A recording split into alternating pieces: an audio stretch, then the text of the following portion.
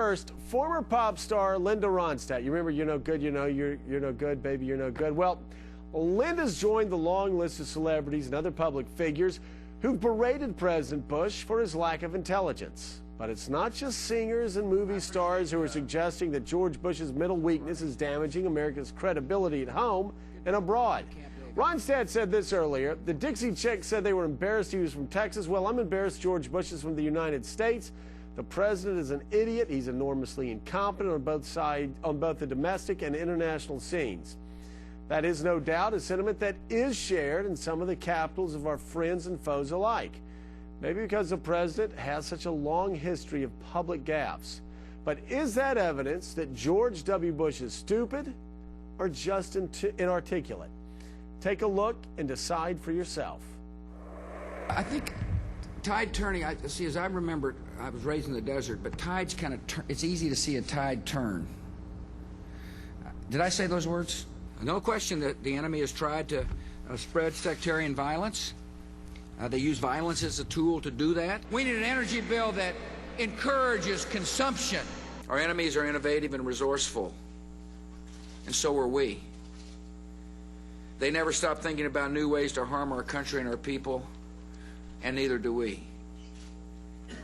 We must never stop thinking about how best to defend our country. I'm the decider, and I decide what is best. The United States of America is engaged in a war against a extremist group of folks. Families is where our nation finds hope, where wings take dream. If you don't stand for anything, you don't stand for anything. If you don't stand for something, you don't stand for anything. Fool me once, shame on you. If fool me, we can't get fooled again. In my State of the Union, or my speech to the nation, whatever you want to call it, at the high school level, and find out that the literacy level of our children are appalling. I hear there's rumors on the internets that we're going to have a draft. You're working hard to put food on your family. I know the human being and fish can coexist peacefully. Tribal sovereignty means that. It's sovereign. You've been given sovereignty, and you're viewed as a sovereign entity. Okay. And therefore, the relationship between the federal government and tribes is one between sovereign entities. They underestimated the compassion of our country. I think they underestimated the will and determination of the commander-in-chief, too. Sounds like me. So is the president intelligent? And do we need a brilliant president, or just somebody who surrounds himself with bright people? Here to help answer that question, Lawrence O'Donnell, a political analyst, also John Funn from OpinionJournal.com. Now, John, this isn't just about Linda Ronstadt. I've heard Republicans and Democrats start saying this privately, liberals and conservatives. Heck, Frenchmen and friends alike talk privately about George W. Bush, and they're saying what these music stars and rock stars are saying, that George Bush's lack of gravitas is hurting America at home and embarrassing us abroad. Is that a fair question to ask? It's the wrong question. Look, George Bush wakes up every morning, and for the whole day he arm wrestles the English language, and he often loses. He's inarticulate. That is not the same thing as being stupid. The inarticulate can often be shrewd, and the fluent can often be fatuous.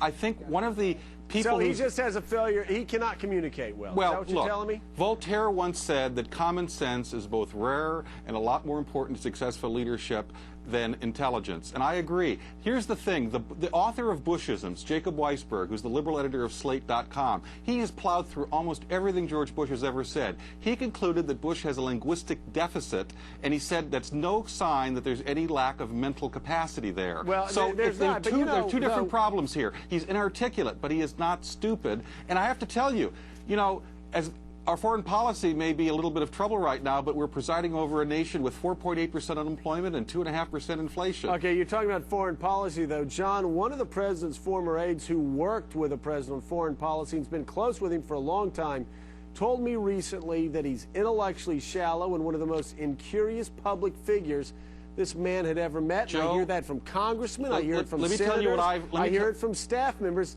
Shouldn't Joe, that concern us? Yes. Let me tell you two things that do concern me. Someone once told me a long time ago, George Bush is a great guy, but the smirk is real. There's a smart aleck nature to him, and I would say while he's intelligent, he is not always imaginative. And I wish there were a little bit more imagination and curiosity. Right, and I agree with you. You know, we're not the only ones who've noticed George Bush's blunders.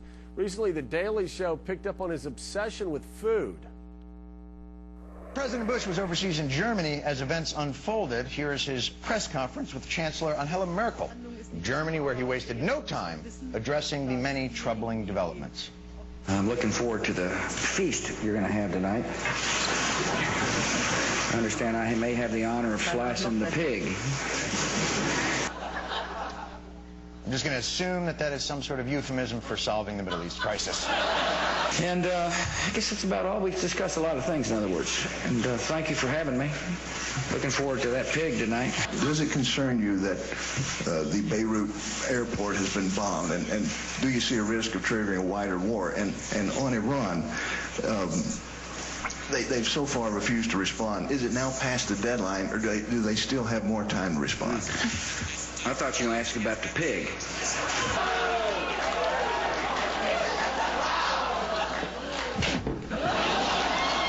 You know, Lawrence, Democrats and liberals love to talk about how stupid Ronald Reagan was, and then this book came out of Reagan's letters, and they changed their opinion overnight. Do you think the same thing could happen with George W. Bush?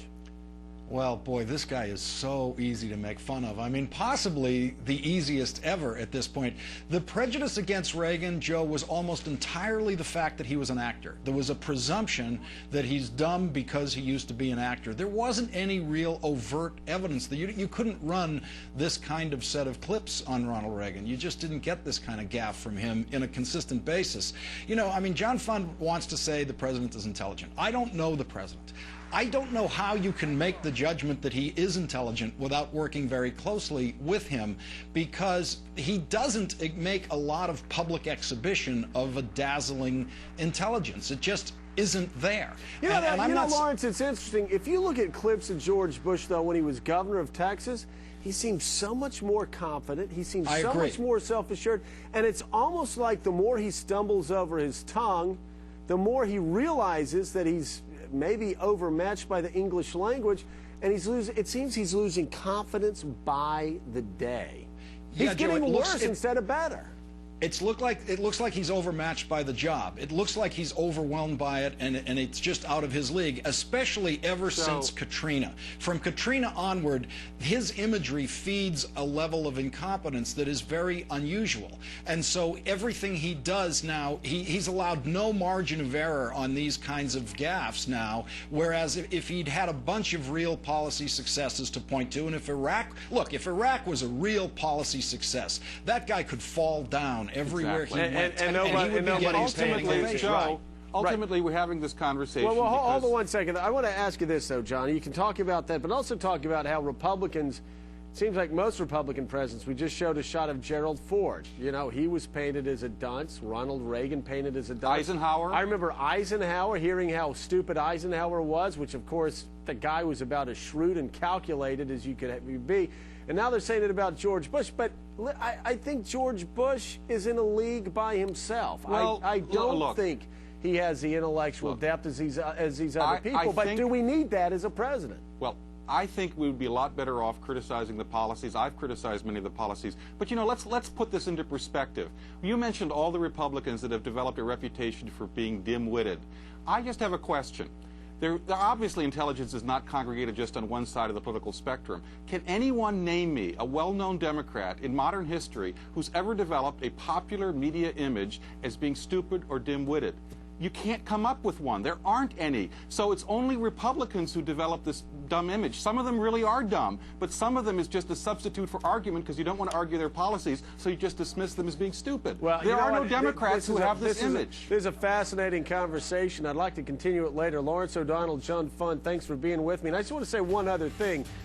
Sometimes you can have somebody like Michael Dukakis that gets too far down in the weeds, or Jimmy Carter. I remember hearing stories about Dukakis reading Swedish land use books while on vacations, or becoming so depressed after reading about SALT II treaties that he basically had to go to bed for a couple of days. We don't want that either. But we do need a president who I think is intellectually curious, and that's the big question, whether George W. Bush has the intellectual curiousness, if that's a word, continue leading this country over the next couple years.